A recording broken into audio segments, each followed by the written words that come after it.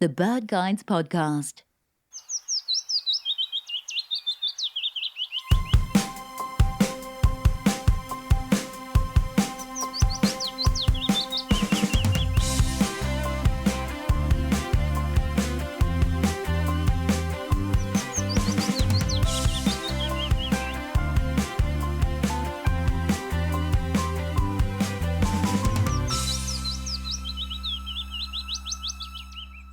Welcome to the BirdGuides Podcast. I'm Josh Jones. David Campbell's here with me.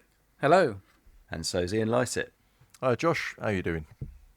Yeah, very good, very good. It's mid-August, good patch birding going on. Some classic August fare over the past week or so, highlighted by a visit from a white-winged tern last Tuesday. One afternoon wonder it was. A really nice molting adult, which was very exciting. That was a patch tick for me. So I was thrilled to bits to get that. It's a bird that I've always had in mind for my patch, but it's hadn't happened until this point. So yeah, it was absolutely made up to get that one. A few waders otherwise. What about you guys? What have you been seeing?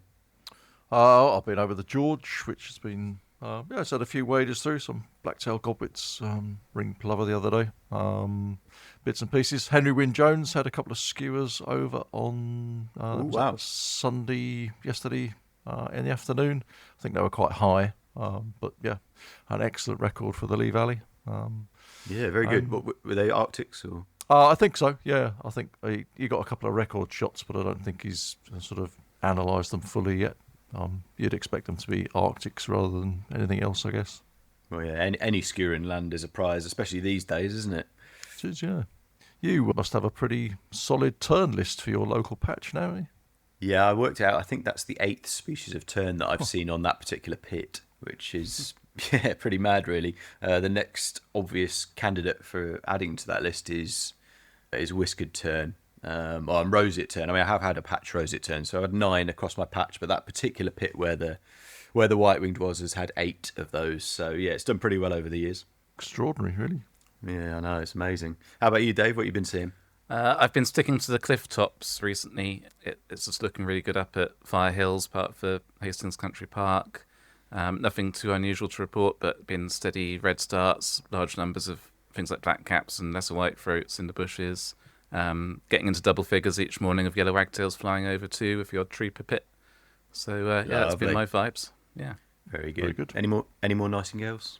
No, just those 2, and they've gone quiet since then. I missed a pied fly up there the other day, but yeah, it's all to play for this month still. Yeah, been quite a few pied fly catchers this week, actually, haven't there? A bit of a breath of easterly late last week, and a few seem to come in. Exactly. Yeah, they all. There's one day in Sussex where multiple sites just started reporting them. It'd obviously been an overnight arrival. Yeah, it was in the frame for August, aren't they? Just need that breath of easterly, and yeah, it's very much in play.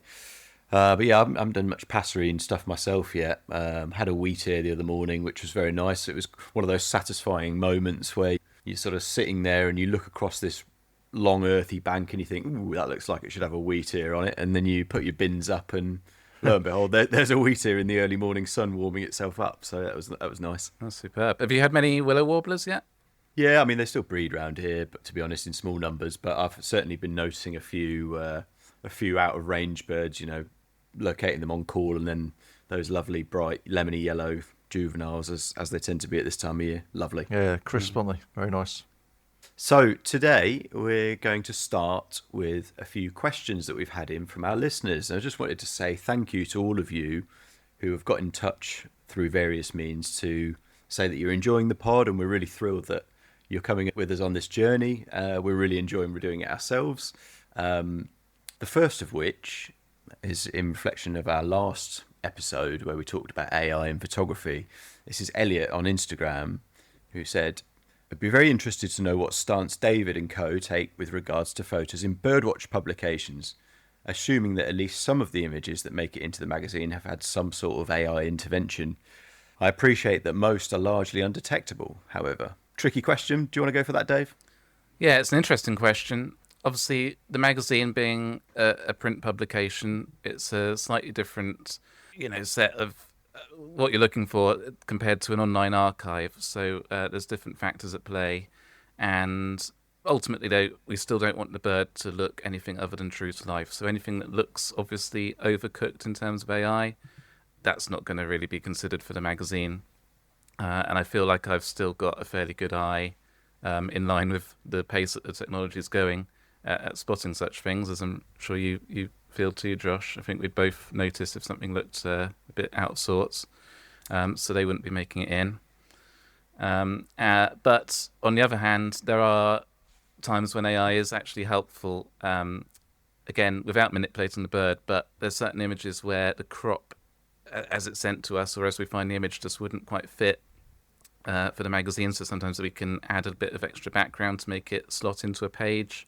It's never making it look anything other than true to life, though. That's what I always want to stick to. I think that's the key thing, isn't it? As long as the bird's not been altered, significant, well, not at all, ideally, in any sort of way other than the usual kind of levels, brightness, contrast, sharpening, etc. Occasionally we'll need to just extend backgrounds or do a bit of careful tidying up, shall we say, just to make it so that you can see the words on the page a little bit easier. But beyond that, I don't think we would go down that route, would we?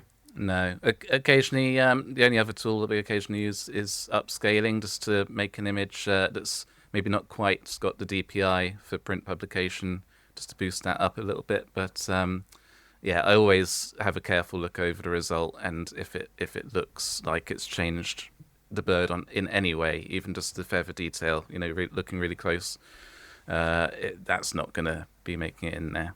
So I hope that's gone some way to explaining our stance, Elliot. We've also had a question from Julia via email. She said that she really enjoyed our recent podcast on August patch birding. She said she enjoyed the conversation about windchat, which is a bird that she sees most Augusts on her Leicestershire patch.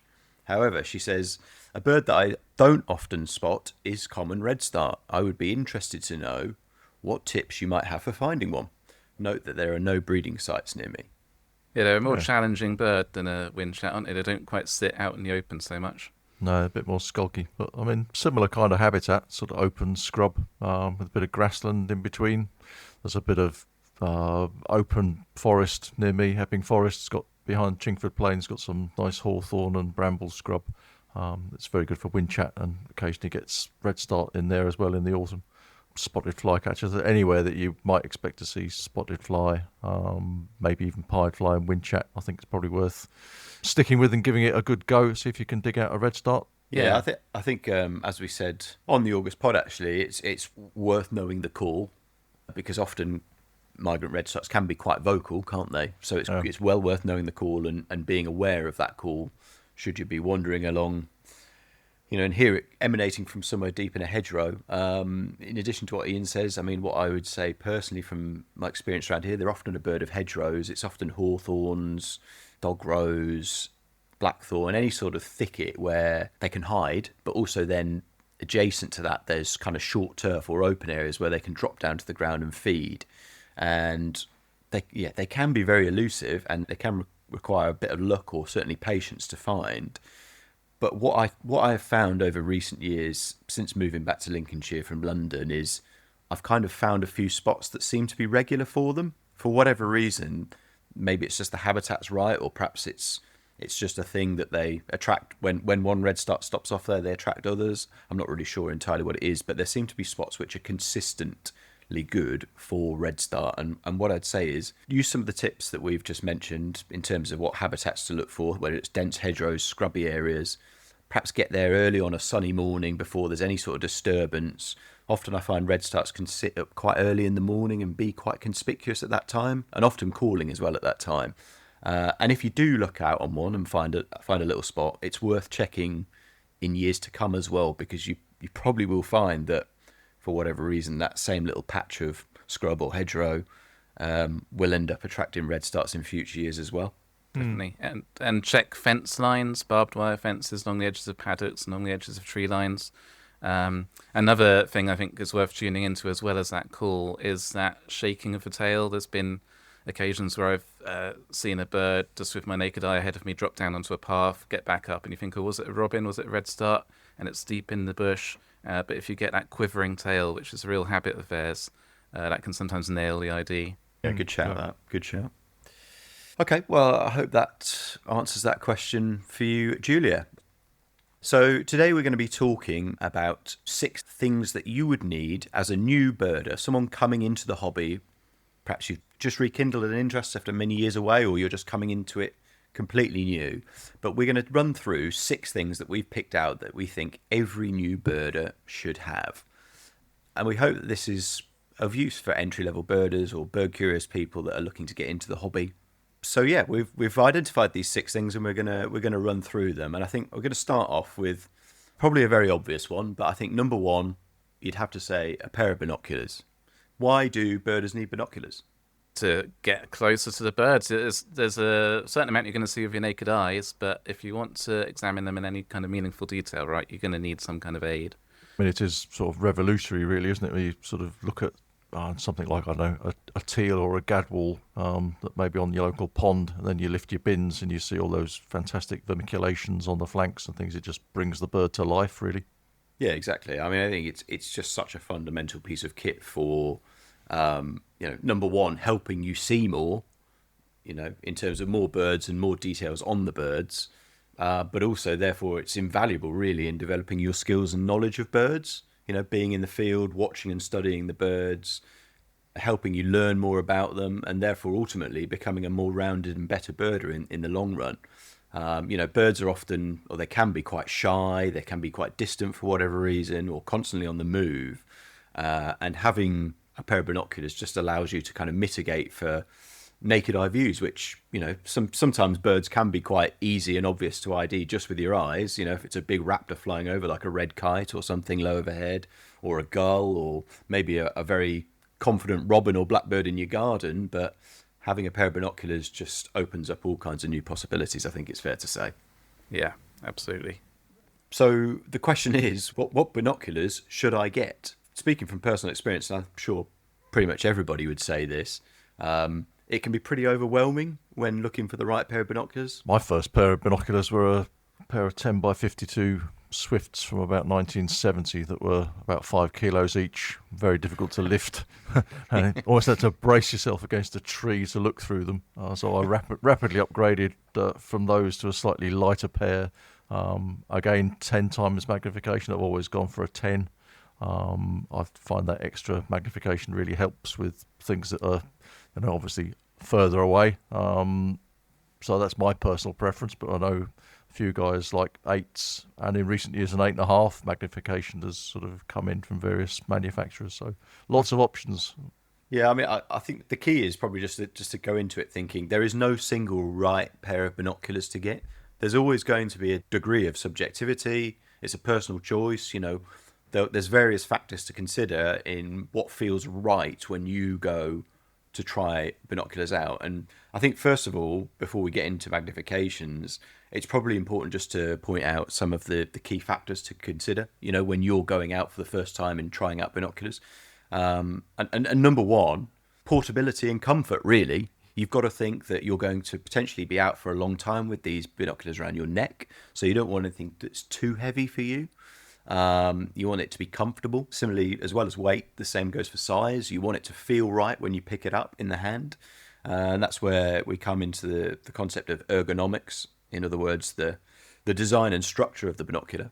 It's got to feel right for you as the individual. And the other thing is, as Ian alluded to, is magnification, the optics themselves. And what you'll notice with binoculars, they always have 2 numbers. So it'll be, for example, it'll be 8 times 42 or 10 times 32.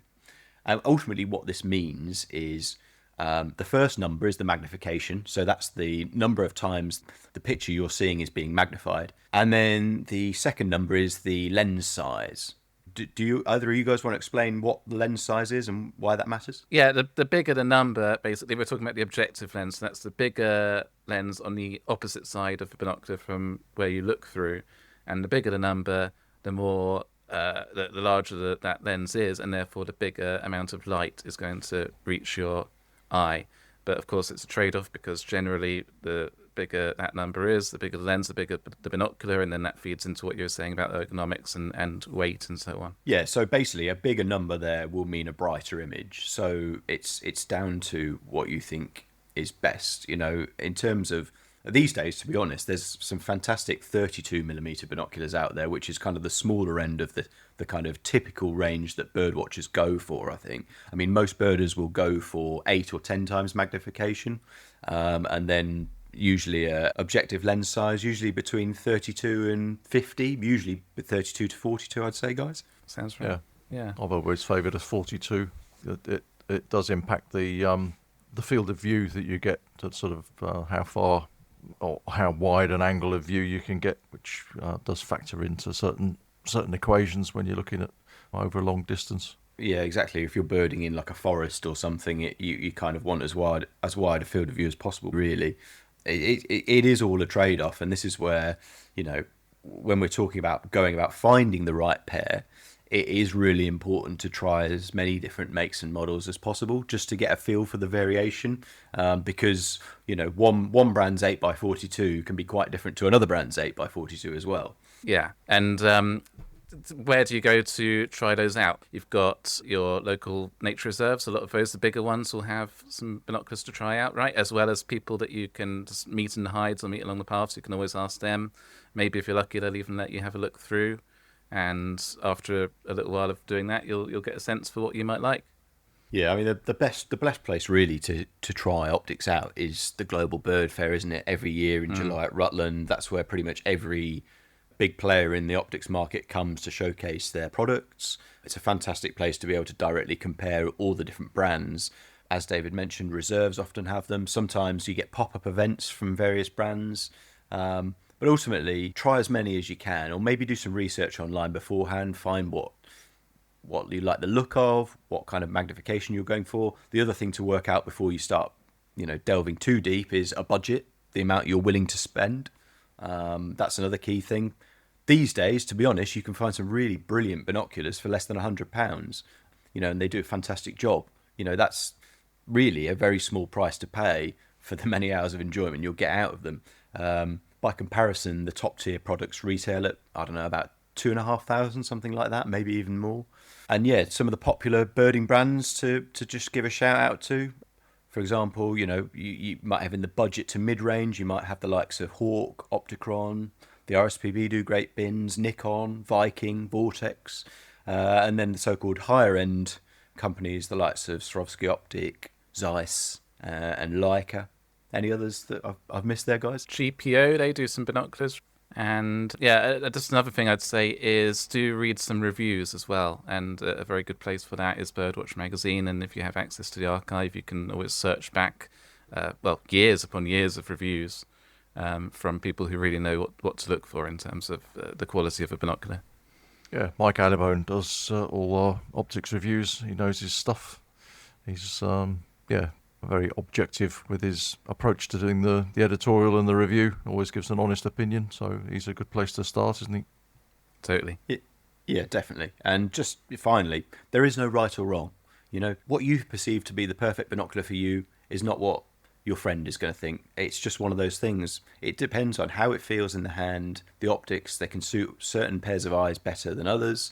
It's a personal choice, but ultimately, do your research and you'll come to the right decision eventually. But definitely binoculars, number one on our list of must-haves for the newbie birder. So you've got your binoculars. What next? A field guide. So what is a field guide? It basically it's a book that's going to contain all the information to identify a bird that you are likely to see where you live, and it can be a very formative part of starting the hobby. I'm sure it has been for you guys. Absolutely, yeah. Used to studiously study some of the early field guides when I was a youngster. The first one that sort of attracted my attention was the Birds of Britain and Europe with North Africa and the Middle East by Heinz, Fritter and Parslow, which I think was first published in the 70s. And looking back at the plates in that these days, you realise quite how much field guides have actually moved on in terms of being able to identify things. Some of the plates in that guide are a little bit rustic, to say the least, whereas the modern field guides are excellent. They do chart the history of birding quite well, don't they, field guides, when you look back through them? What was your first field guide, Josh? It was really what my dad had on the shelf. So one I remember looking at was the Field Guide to the Birds of Britain and Europe by Jim Flegg, which was photos from David and his father Eric Hoskins, I think, from memory.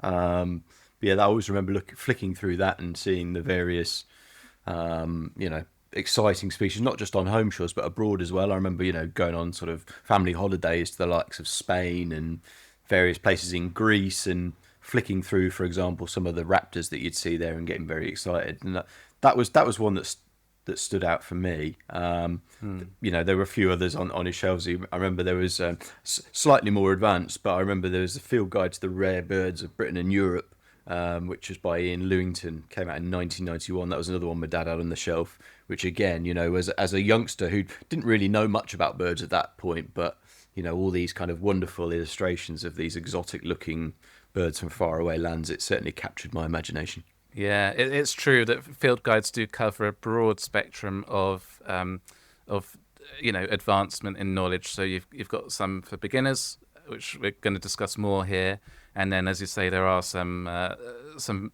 books there that are available to you when you hit that level of going a bit more in depth. And as you also alluded to, they are also a very good place to start dreaming about birds that you might see one day, either locally to you or on maybe a trip abroad at some point, if you've got one covering Europe or the wider area. And talking about that, another reason why field guides are useful is they show where the birds are going to be. If it's a good field guide, it will have at least a description of where you're going to find that bird, as well as how to identify it. If not, a map. Most field guides have a nice coloured map that shows what time of year and where you're going to see a given species, and that is a very big part of identifying a bird and contextualising it. It's a great way of narrowing down your possibilities. Where would you say is the number one book that every budding birder needs to have on their shelves? Well, the first and most obvious answer, I think, is the Collins Bird Guide. That's probably the most famous field guide in Europe, I'd say. I think we all have a copy of that. We've probably all had a copy of every edition of that, I dare say. Yep. Which there's been 3 of now. Yep. Yeah.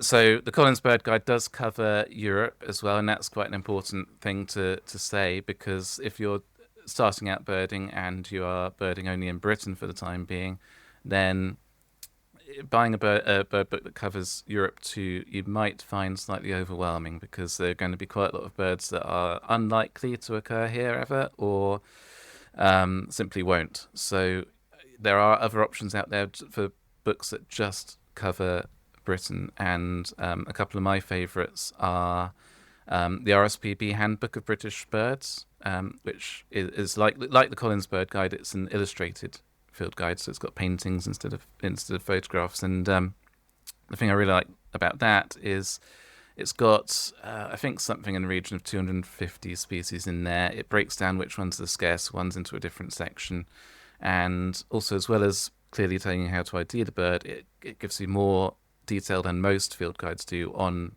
the bird's lifestyle, its longevity, its movements, migrations, behaviour, how it breeds, what it eats. So if you're interested in learning more about the birds themselves as you identify them, that's a really good book. Also, there's a couple of photo guides by Wild Guides. There's Britain's Birds, which its whole thing is that it includes every bird that was recorded up to the point that it was published, that was ever recorded in Britain. Again, it clearly marks which ones are rare, and this is a photographic guide. So that's another debate you can have, isn't it? Photo guides or guides that have paintings. And I think there's pluses and minuses to both. I generally prefer paintings. I don't know about you guys. Yes, I tend to favour the plates and sort of the Collins Guide with some of those fantastic illustrations. They give you a slightly more general overview of what you might expect from a species, whereas obviously with a photographic guide, you're just getting a single photo that tries to represent the species, and that is slightly more limiting within the variation of certain families. Yeah, they're timeless, those illustrations in Collins, aren't they? So, yeah, that's something that's difficult to capture in a photographic guide. But photo guides such as the Britain's Birds by Wild Guides, they do. That book in particular allows you to get into more depth. If you've photographed a gull or a wader and you're trying to age it, or you're trying to assign a subspecies to a bird that you've seen, trying to go into that more advanced level, then that book is quite a good starting point. Yeah, ultimately though, why is a field guide valuable? Well, it's because you want to learn the birds for yourself, and that's key. It's crucially important to becoming a more experienced and better birder. It's learning the birds from the outset. It's getting to know the quirks of one species or the way another species flies. Yes, a field guide can definitely help with that, but coupling that with field experience is vastly important. These days we see so many people jumping straight to various AI-powered apps, for example, Merlin Bird ID and various other ones out there, to give them an instant answer on the species they're seeing or hearing. Well, yes, that is helpful and can be very useful for confirming what you're seeing, but I would always argue having a field guide and learning the birds for yourself from the outset will ultimately prepare you much better for your journey into birding in the long run. Yeah, very true. I'd say if you obviously there's nothing wrong with this if it's not the case for you, but if birding is part of a lifelong learning journey for you and the learning is important, then you're going to find it far more satisfying to use a field guide, go through the process of identifying the birds for yourself, than either asking AI or jumping straight onto an internet forum for an answer. Because if you've gone through that process of at least trying at first to work it out for yourself, then that's going to, I'm no psychologist, but I'm sure it's going to be paving some neural pathways in your brain that wouldn't be made otherwise. Yeah, it's very definitely satisfying, isn't it, to actually go out, see a bird, and then be able to identify it yourself, be that either, by then referring back to a field guide or having looked at the field guide first and then applying that, what you've learnt from the field guide, to what you're looking at through your optics. Yeah, and there's nothing wrong with posting on the internet if you aren't quite confident with the idea that you've come up with, or if you'd like a second opinion. You can post online. There's all sorts of places you can do that, and that can help cement that knowledge that you've gained. But if you're choosing to do it the other way around and post a photo first without having ID'd it for yourself first, that's absolutely fine. But what I would say in those cases is, when people are replying to you, try to get out of them why they've identified it as that bird, rather than having 10 comments all just saying this is a willow warbler. Ask at least one of them, thank you for that. Why is it a willow warbler? And try to internalize that, check back your photos or your notes, and see if it makes sense for you. And the other thing as well, just to briefly mention, what you're talking there about being in the field and using your skills and knowledge. These days, if you don't want to be carrying books around or multiple books around in the field, then a lot of these field guides are actually available in app version now, or ebook version, so you can actually have them on your phone, which just makes your birding library portable, and that's brilliant. You think about, for example, the Collins Bird Guide. There's a fantastic app version of that, which I'd thoroughly recommend everybody getting. It also has calls within it, vocalizations. Yeah, it's hard to think of a disadvantage for having an app rather than a printed guide, isn't it? But it certainly helps on the weight if you're trying to pack light. But yeah, I've never got on with those compare features in an app. I have to say that's the only thing I'd say is that it is easier to flick from one page to another in a printed book in front of you, and it's arguably a nicer experience too. But for me, it's something that I come back home to these days. I'm very much one for packing light when I'm going for a walk, and all my field guides that I'm using out in the field are app based. And it's worth touching again on the fact that a lot of these apps do have AI integrated into them or as a fundamental part of them, and that can be very helpful. But all I would say, based on seeing people using them for the last 5-10 years, is if learning is important to you, don't just take that answer instantly. Use the suggestions that it's come up with, either based on your photo or on the sound recording that you've put in. Use that as a suggestion rather than a concrete identification, and check back with yourself and what you determine from other sources or with other experts to make sure that it makes sense what the app is telling you.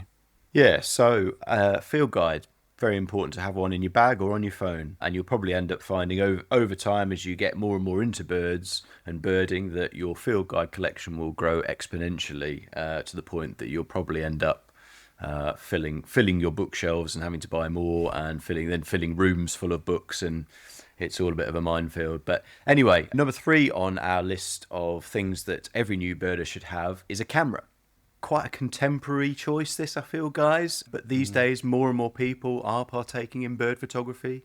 Ultimately, I think it just adds an extra dynamic to your birding. You know, you're out watching a bird and appreciating a bird, but then you can take a photo of it as well. You know, it's very fun and very rewarding to take photos of birds, and that's why so many people do it. You know, it helps you to make and keep memories while you're out in the field. You know, you can document your sightings and your field experiences.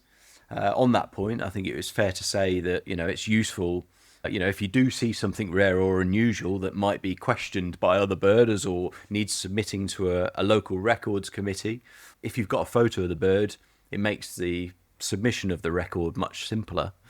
And also, you know, having a camera can also help with your field craft and your field skills. You know, there's no, in my view, there is no replacement for watching a bird through binoculars, looking at it, understanding its movements, its behaviours, its plumage features, and so on. However, what I would say is having a camera on your side so you can then fire off a few photos of said bird means that you can then refer back to them when you get home. You'll probably end up noticing quite a lot of features, specifically subtle plumage features, for example, that you wouldn't necessarily have noticed on your field views, and therefore, again, it can just help you understand a bird better. So I'd always recommend having a camera. Yeah, it's very true what you said, Josh. It helps you delve a layer deeper, doesn't it, in terms of identifying birds, and also if you're in any way a creative person, it's a brilliant way to combine birds and birding with a creative outlet. So you know, it doesn't always have to just be getting a record of a bird, which for me, I agree with you, Josh, it really helps me cement memories. I find that I can look back on trips much more easily if I've got some photos. It really brings back those memories. But yeah, if you're a creative or even artistic person, you can play around so much with bird photography, and there's competitions to enter, and places to share your photos with a wider community, and it's just such a lovely extra aspect to birding. Yeah, 100%. And, you know, increasingly these days we're seeing people getting into birding via photography, and that's absolutely great. You know, more people coming in to appreciate the wonder of birds and birding because they've got a camera and they've started taking photos of birds. But I would always suggest purchasing binoculars first, as I mentioned previously, because that just gives you that basic understanding from the start. But, you know, then having a camera can just complement that beautifully. It should never replace your binoculars, in my view, but it can complement your binoculars perfectly. Anyway, in terms of like what to use to take bird photos, well, these days, pretty much everybody can take a bird photo. You don't need expensive gear. Although if you end up enjoying it a lot, then that's likely to be something that you end up investing in. You know, first and foremost, the simplest way that we can all take photos is with our phones these days. You know, you don't have to invest in extra kit, although maybe sometimes you'll want to buy an adapter so that you can have extra stability when you attach your phone to your telescope or binoculars. But ultimately, you can take perfectly good bird photos handheld as well. Yeah. I'd say the level up from that, if you're keen to get slightly better photos, but you don't necessarily view yourself as a photographer, would you say a bridge camera is the next place to start looking? Yeah, I think use so. a bridge. Yeah, I mean my photographic skills are very limited, but just whipping out a bridge camera and zooming in, taking a record shot, that does for me. Very happy with that. Or as you said a minute ago, just digiscoping through the scope. I've tried digibinning, and that's an absolute nightmare. Can't get anywhere close to taking photos through binoculars with a phone. Does not work for me. But yeah, using the scope and digibinning on is a separate issue. Scope's set up, it's on a tripod, it's stationary. That works. Yeah, so if you do decide to buy a camera, a bridge camera is, I say this loosely in terms, a cheaper option. You know, you can still spend up to £1,000, even more on a top-end bridge camera. But, you know, you can pick up some very good quality bridge cameras now for between £200 and £500 if that's what the route that you decide to go down. And what's good about a bridge camera is that you have, it's first of all, it's very portable because they're actually quite small compared to a great big telephoto lens, but they also have huge reach. And what I mean by reach is their magnification. Often bridge cameras will have 50 times optical zooms or more, so you can zoom right in on a small bird that's sat 100 meters away on top of a hedge, maybe a yellowhammer or a shrike even, or something like that, and you can actually get a perfectly good record shot, a perfectly good photo of these birds without getting anywhere near them, really. Yeah. They're very versatile, and the other thing I like about them is they're all in one unit. There's not multiple moving parts that can get lost or dusty if you take the lens off. It's all one bit of kit that you know exactly what you're dealing with, and it's got that versatile zoom, as you say. You can, and if you're interested in other wildlife, you can zoom them right out and take pictures of a butterfly down at your feet, and then zoom into a distant wader on the mudflats. They're a brilliant all-round camera outdoors. Yeah, that's exactly it. A relatively inexpensive all-rounder. But, these days you see a lot of birders walking around with telephoto lenses by their sides. And these days, the reality is that digital SLR or mirrorless setups are just incredibly commonplace in birding. And that's a combination of a camera and a lens. It will end up costing you more. To get a sort of good quality setup, you're looking at four figures. You're looking at more than £1,000, sometimes quite a bit more than that, depending on which make or model you go for. It's also a much heavier piece of kit. That's also worth saying. It is heavier. You might be looking at 2 or 3 kilos to be, for your camera and lens combo to be walking around in the field. And you also will need to get closer to the subject because you don't have the zooms. Yeah, again, it's a trade-off, isn't it? Because they're not so good for the zoom for those distant birds, but they're the thing to use for your flight shots, which your bridge camera isn't going to be quite so adept at. Yeah, precisely. And the pluses of an SLR or mirrorless setup is, really top quality images. It's easier to photograph flying birds or even flitting birds in a hedgerow, like an elusive warbler or a fast-flying wader overhead. And you also got a higher chance, therefore, of sharp and really pleasing or satisfying images. So, yeah, plenty to think about there. I suspect... Well, what do you use, Dave, when you're out in the field? Do you use an SLR? I've gone through all sorts of different cameras. It's taken me a long time to find one that I really love because, I've been trying to find that balance between quality and portability. And I've gone through bridge cameras. I've gone through various different makes of SLRs. But what I've ended up with is a D500 Nikon with a 300mm lens and a 1.4 converter. I never take any of that off. That's just always how it is. And it's light enough to put on a holster on my belt because I don't want another thing around my neck. But it can take flight shots beautifully. It can make quite precise focus inside a bush. And it's good enough quality in terms of the megapixels to pick up even not as necessarily as good as some of the bridge cameras, but it can still reach some of those distant waders out on the marshes. So I'm very happy with that. What's your one? I use a Canon R5 and the 100 to 500mm zoom lens. Again, you've got that versatility. We could talk probably an entire episode about which lens to go for, but in simple terms, I would say a zoom lens gives you the greatest versatility. So I'd always choose a zoom personally, and I use that for most of my photography. It goes everywhere with me in the field, but I also do quite a bit of phone scoping as well. That's how I complement my kind of SLR or quality shots with, photos or video of more distant birds for the record. I just use my phone on my telescope. Okay, that's 3 of our 6 items that you need as a new birder. We'll be back after the break with 3 more.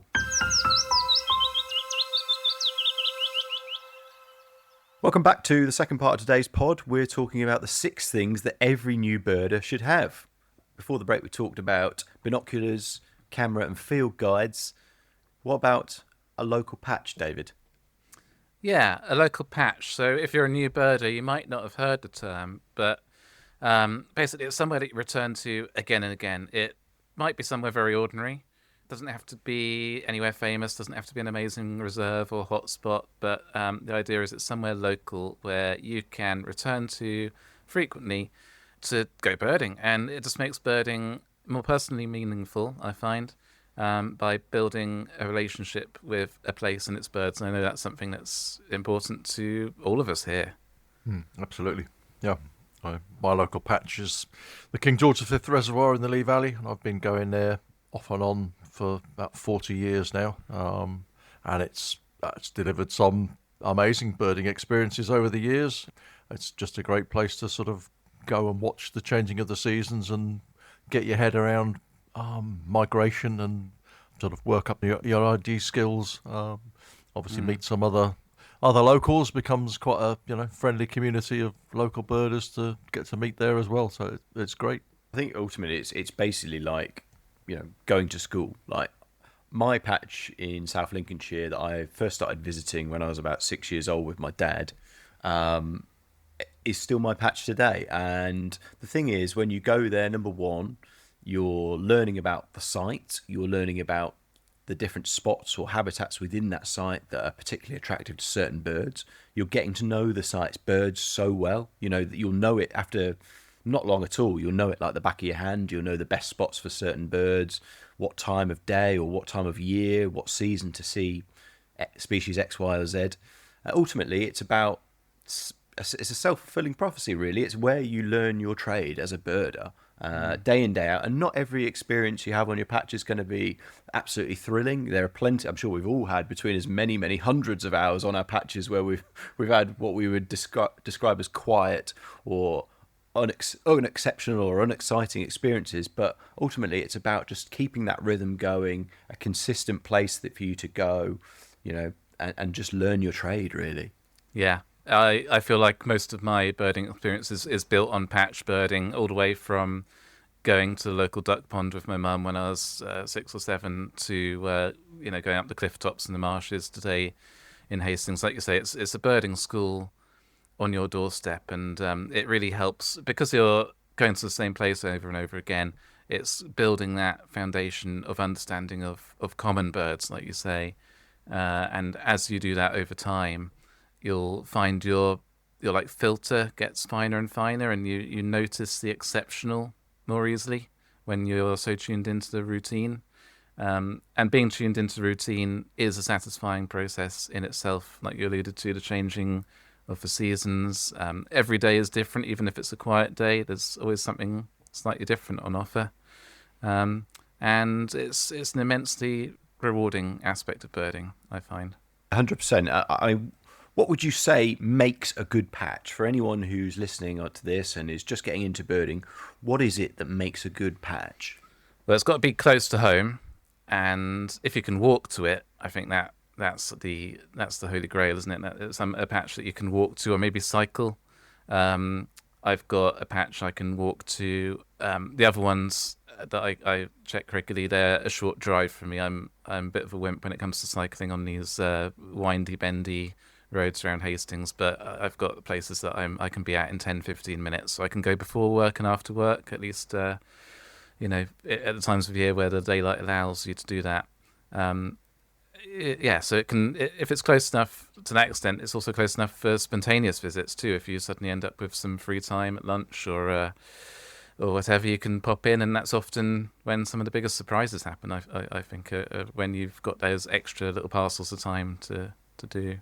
Yeah, I think somewhere that's got a bit of water, as habitat is always attractive to birds. Be that even if it's just a small pond. It doesn't have to be a whacking great reservoir in the Lee Valley, the pits that you work, Josh, are relatively small, aren't they? But just having that water does seem to draw birds in, and it gives you a wider spread of potential things that might, turn up whilst you're watching them. Absolutely. I think, having water, as you say, Ian, is massively important for diversifying the number of species you see. But, more generally, it's about having a good mosaic or mix of habitats, I would say. It doesn't necessarily have to have water, although that will help you see more birds for sure.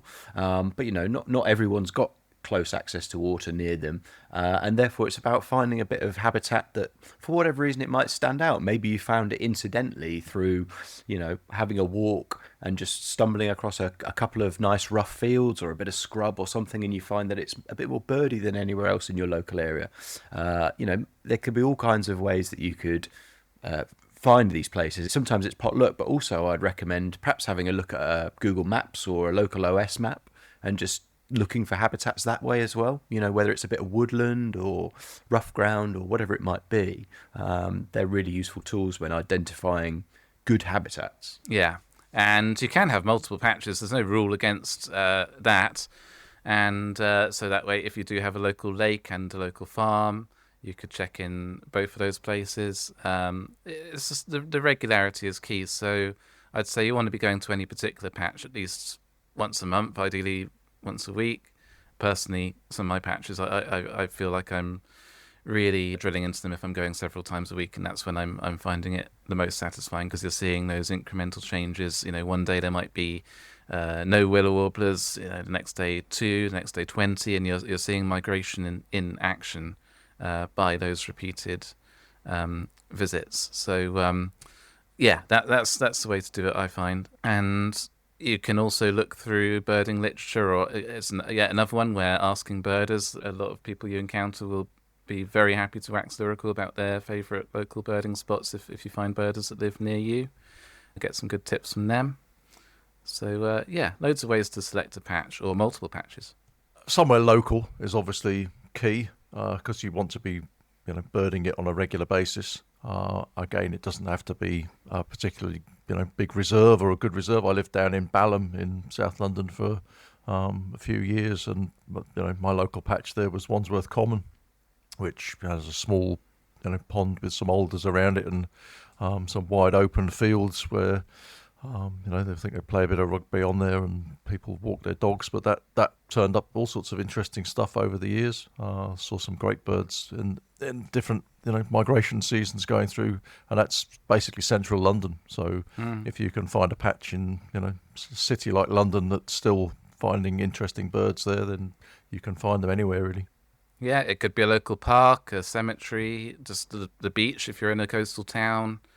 Farmland. One of my most satisfying patches that I had in South London was just farmland that had no water, and it was amazing when a moorhen turned up. The bird the water bird that arguably requires the least water. So that's the other joy of patch birding, is those contextual finds that are special only to your place. It just makes birding that much more personal. Yeah, and of course your back garden is effectively a patch. You mentioned moorhen. I haven't. I have a pond now, but I didn't have a pond sort of 10 years ago, and woke up, came down for breakfast one morning, and there was a moorhen on the patio, which was, for a garden tick, pretty damn good. I'd say, yeah. And like you alluded to earlier, patch birding is a great social scene too. If you do happen to have a local reserve near you, you're likely to have lots of local birders already there, but you might find that even if you have found a more obscure park or patch of woodland, you may well find there's a local birder who walks around there, maybe with their dog, or just on a walk before work, and you can build a bit of a rapport and compare sightings and let each other know when something's turned up, and that's all part of the fun for me. And I'd say there's a brilliant new book that's just come out too, The Complete Guide to Patch Birding by Ed Stubbs. So if it's a concept that piques your curiosity, that is going to tell you everything you need to know about what to look for in a patch and how to make the best of the seasons and the species you should be looking out for depending what habitat you have available and what time of year you're birding. Very well said, David. You've got yourself a patch, you've been working it for a while, you've seen a nice array of species on it, you're really getting into birding. What's the next step? Well, I would say number 5 on our list, get a subscription to BirdGuides. BirdGuides Sightings is absolutely invaluable for keeping up to date with what's happening across the country. And I say that very much as a patch birder. It gives you to-the-minute breaking news of rare and interesting species that are turning up across Britain and Ireland. And for me, I always like to keep my finger on the pulse of what's going on across the country. Even though I'm not a twitcher, I like to keep my finger on the pulse, find out what's being seen, if there's an interesting influx going on or a movement of a certain species. It just helps keep me in the loop and aware about what's going on, and therefore what I can look out for on my patch. It's like what we were saying earlier about the pied flycatchers, wasn't it? We were all on the lookout for that species because that morning you log on to BirdGuides and suddenly there's pied flycatchers everywhere. It seems they've arrived overnight, so that shows you that's a species to look for. Might influence where you're going to go birding that day or how you're going to look. If there's a particular bit of scrub that tends to get warblers and chats and flycatchers in it, you may well head to that morning, and you may well be in luck too and be able to report your own pied flycatcher. Yeah, there have been a couple of pied flycatchers recorded locally over the last few days, so I'm going to head out when we finish doing this and see if I can dig one out over at the scrub in Epping Forest. You never know, might be lucky. Yeah, it's worked so well for me on so many occasions, that exact model of seeing on BirdGuides what's happening across the country and just going out. I mean, pied flycatcher is a good example. It worked very well for me a couple of Augusts ago, where they were being reported up and down the country, and I went out and dug one out on my patch. But probably the most pertinent example I can give from the last few years actually came last year, 2025, when there was a big movement of Arctic terns going on in late April.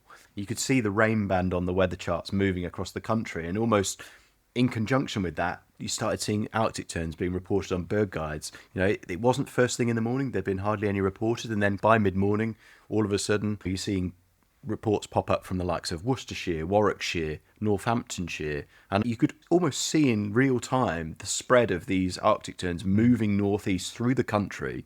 And I was like, right, do you know what?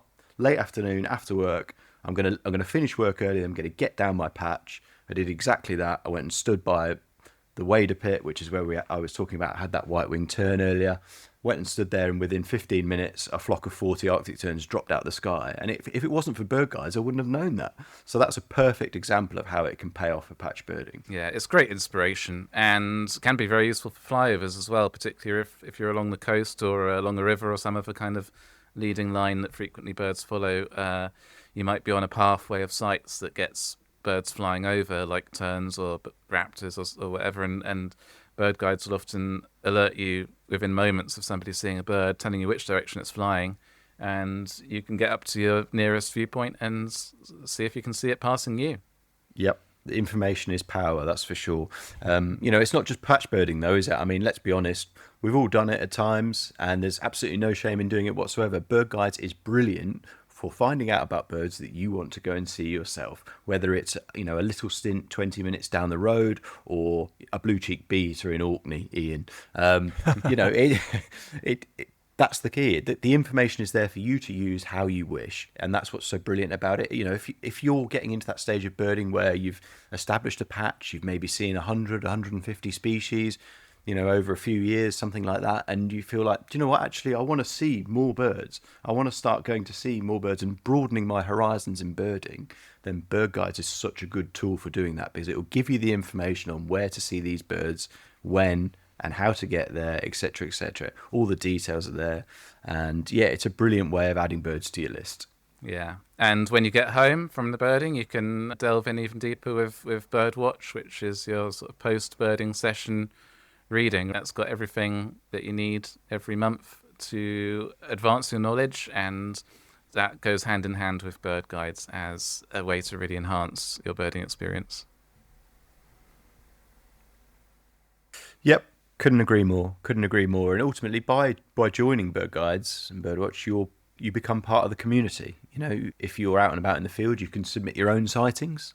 If you've seen something good, or you've been to see an already reported bird, and updates are always appreciated by the team, and indeed by other BirdGuides members who might be thinking about going to see a bird for themselves. So, yeah, it is an invaluable tool, and Birdwatch is the perfect way to complement a fine day in the field with plenty of top quality birding material. And I've got to say at this point, because it would be remiss of me if I didn't, new or returning users are entitled to a 30-day free trial for BirdGuides, and what better time to take advantage of that than now, ahead of the exciting autumn weeks. So you got your BirdGuide subscription, you're out about. What else can you do to broaden your horizons and improve yourself as a birder? What is the sixth essential item on our list, David? Okay, so our sixth essential thing when you're starting birding is a way to record what you've been seeing, which is a very satisfying extra layer to your hobby on top of photography. Being able to look back at what you've actually encountered in the field. I feel like if we'd had this conversation 15, 20 years ago, we'd all be talking about notebooks, but it's a pretty different scene these days, isn't it? We both log our day-to-day birding on eBird, don't we, Josh? Yep, we certainly do. Other platforms are available. Another popular one for British birders especially is the BTO's BirdTrack.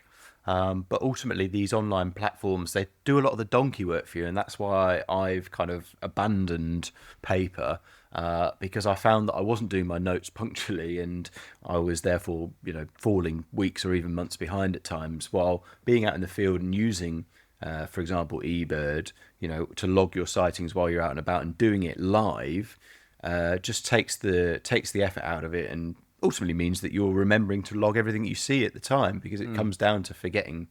Sometimes I'd forget about things I'd seen if I was writing my notes weeks later. But, circling back up to the kind of overall point of why this is important, knowledge is power in birding, and it is really empowering to know and be able to recall and look back at notes when you've seen what, how things have changed from year to year, whether it's arriving summer migrants or departing summer migrants, or even winter migrants arriving, what date you saw a rarity, what year you ticked species X, and so on and so forth. And having that kind of input in any sort of system, whatever suits you, is just so good for your overall birding background, your knowledge, and your skills and experience.